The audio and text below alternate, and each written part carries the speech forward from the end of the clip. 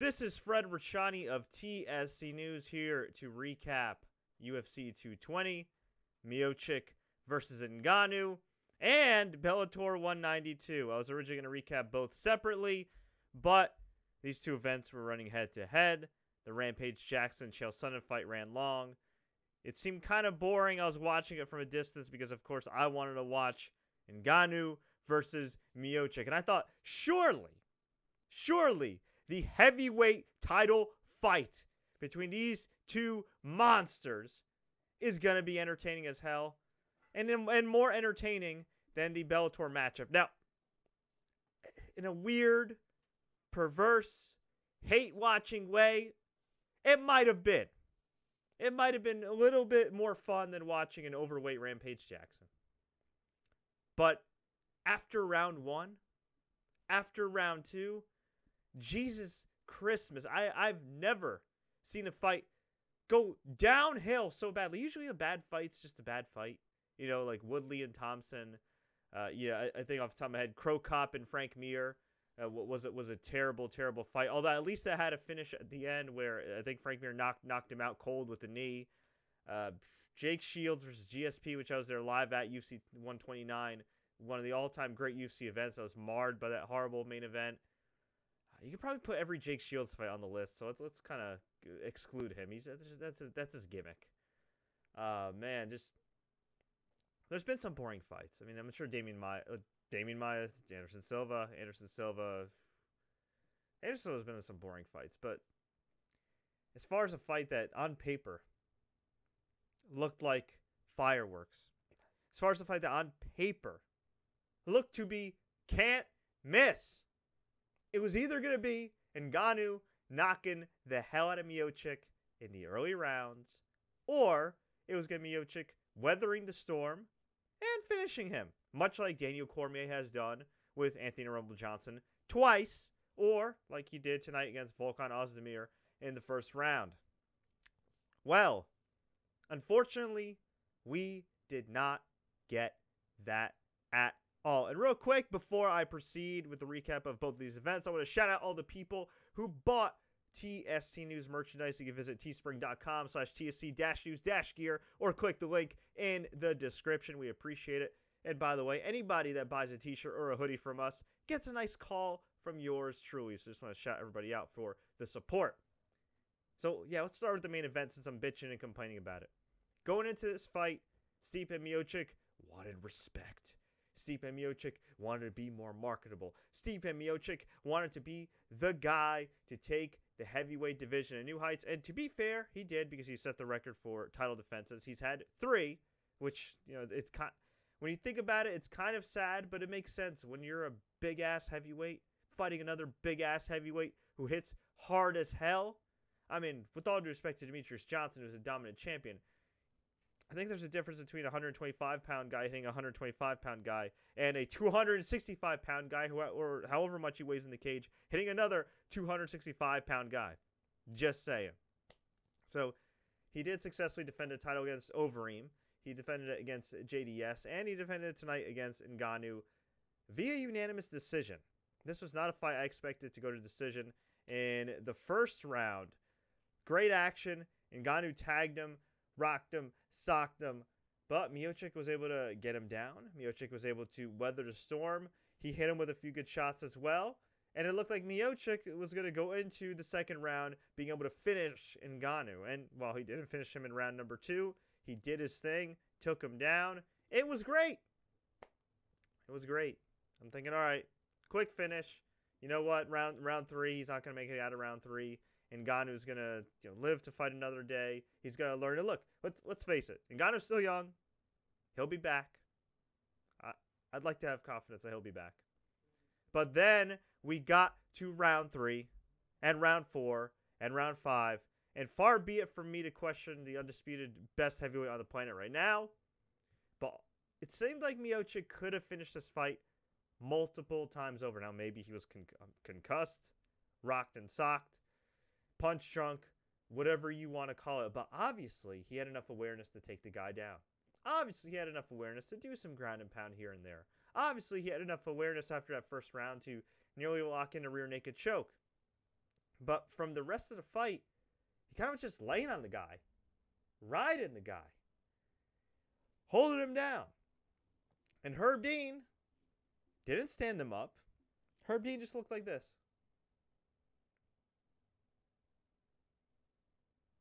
The so-called best referee in sports just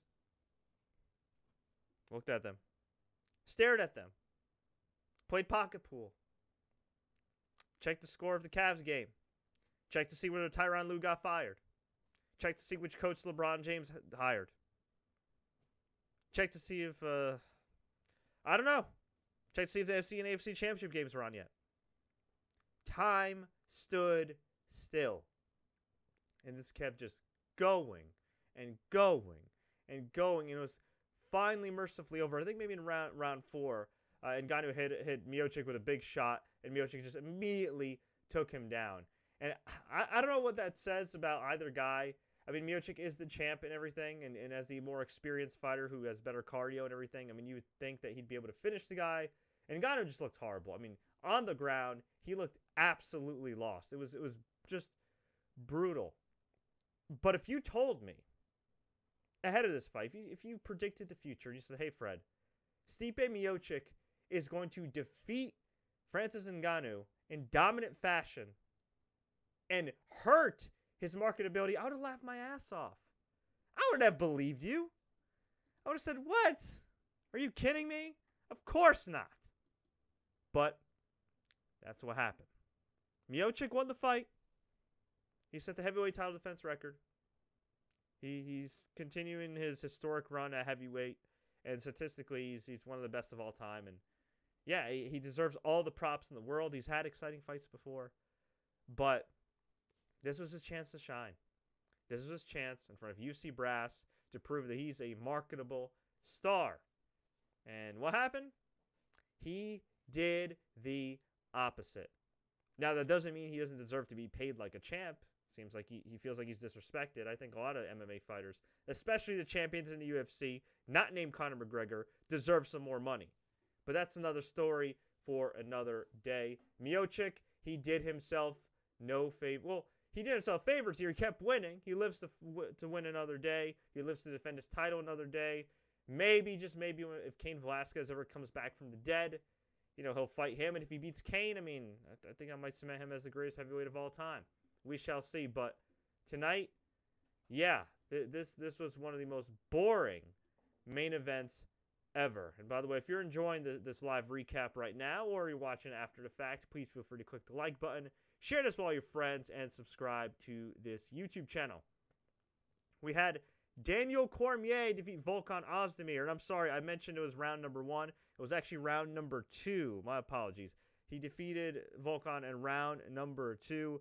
Took him down, got him in the crucifix, rained in punches, and finished him at 2 minutes. So, great win for Daniel Cormier. He looked confident. He looked hungry. He looked like he was ready to prove something. He cut a promo afterwards, very humble, talking about how his greatest rival, John Jones, put him through a lot. He felt like he was fighting for a vacant title tonight, but he proved tonight that he is the light heavyweight champion. Some people will still give him flack, but you know what? In life, you can only control what you can control. Daniel Cormier did just that. Not only one of the greatest light heavyweights of all time, one of the all-time great fighters ever. To transition at his age after being an Olympic wrestler to winning the Strikeforce Heavyweight Grand Prix, defeating Josh Barnett, who was no slouch, to all the success he's had at light heavyweight, guy's one of the greatest of all time. I don't care what anybody says. We had Calvin Kattar defeat Shane Burgos via TKO in round number 3. This looked like a fun fight. Keep in mind, I really didn't care for much of the undercard of UFC 220. I actually found the undercard of Bellator 192 to be a lot more appealing from a marquee standpoint. So I didn't totally pay attention to the pay-per-view that I actually ordered because I was more interested in Michael Chandler and Aaron Pico. But it did look fun from what I saw. Calvin Kattar got the win. Gian Villante defeated Francimar Barroso via split decision. And Rob Font, actually, I caught this fight, destroyed Thomas Almeida via head kick and punches, TKO in round number 2. This dude looked good on the prelim card on Fox Sports 1. We had a lot of decisions, but one standout knockout punch from Abdul Razak Alhassan, defeating Sabah Homasi in round number 1. And on Fight Pass, they actually posted a video of this, and I posted a video of this on the sportscourier.com if you guys want to check it out. Islam Makhachev knocked out Gleison Tibau, the UFC veteran, in round number 1 with a vicious shot. A vicious shot to the dome. And if anybody knows anything about Gleison Tibau, he's not a guy that's easily finished. He's in a lot of UFC record books, surprisingly, because he's been around for so long. So definitely a big win. So overall, from an action standpoint, I would give UFC 220 a thumbs up. If you want to factor in like marquee and fighters that people actually care about and would be willing to pay to see, I kind of I might give it a thumbs down. That main event really, really brought down the show. And while the undercard on the pay-per-view actually wasn't that bad, let's face it. A few years ago, when UFC pay-per-view cards used to be stacked from top to bottom, at least on pay-per-view, I mean, Gian Villante wouldn't be on this card. Rob Font, Thomas Almeida, exciting fighters, maybe them, but Calvin Kattar, Shane Burgos, with all due respect to the men. I mean, look, they all brought it, but I don't think a whole lot of people cared, but that's just my opinion.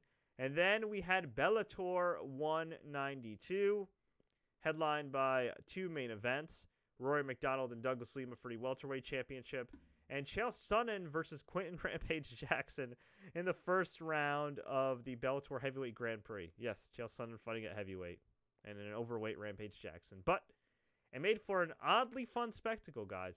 So in the opener, we had Henry Corrales defeat Georgi Karakanyan, I hope I pronounced that correctly, via unanimous decision. This was all right. Aaron Pico looked good. He got upset at Bellator MSG last year, which I was at live. But since then, he's looked pretty good, and he looked great tonight, defeating Shane Cruchin via liver shot. Yes, a body shot knockout in round number 1, 37 seconds. Just excellent. Excellent performance by him. We had Michael Chandler defeat Goiti Yamuchi via unanimous decision. This was also an awesome fight. I think Chandler looked really good here, but didn't do wonders as far as getting everybody to be hyped for a rematch between him and Brent Primus. Brent Primus is the current lightweight champion. I don't want to say he won the title on a fluke, but Michael Chandler's leg gave out in their fight at Bellator MSG. Chandler lost the title on injury. And, he said, I'll fight him. I'll fight whoever Bellator wants me to fight. I'm a good employee. I just want to do my job here. And he came off as a really nice guy. He's an exciting fighter. I like the fact that he said he leaves everything in the Bellator cage. I think anybody that knows anything about Chandler knows that's a fact. But, man, I don't know. I don't think he fears Brent Primus at all. In fact, I think in the back of his mind, he knows that he's the real champ. I think he's just a humble guy. But, yeah, I would like to see a little more fire in that post-fight interview. But, hey, he's got a lot of good things going on in his life. Just adopted a child. God bless him. Wish him the very best. And I'm looking forward to that fight because it was exciting while it lasted. We had Rory McDonald, Douglas Lima. Rory McDonald finally wins the big one, wins the Bellator Welterweight Championship, defeating Douglas Lima via unanimous decision. This was a boring fight the first 3 rounds, and then Rory McDonald got desperate. He was tagged with leg kicks, calf kicks by Lima.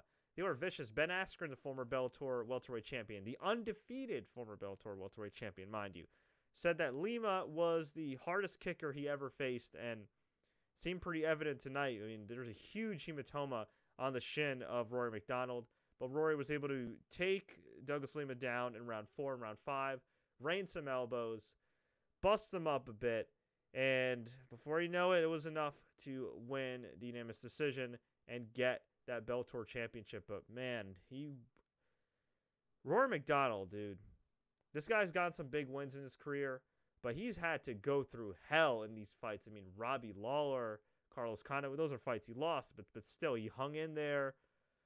Whew, he finally got the belt here, but good God, he had to be carried out of the cage by the Bellator trainers. That's how badly he was hurt. So, hopefully he's not out for too long. He definitely deserves a beer. He deserves a relaxing night. He deserves a relaxing 6 months. Good God almighty, but congratulations to him.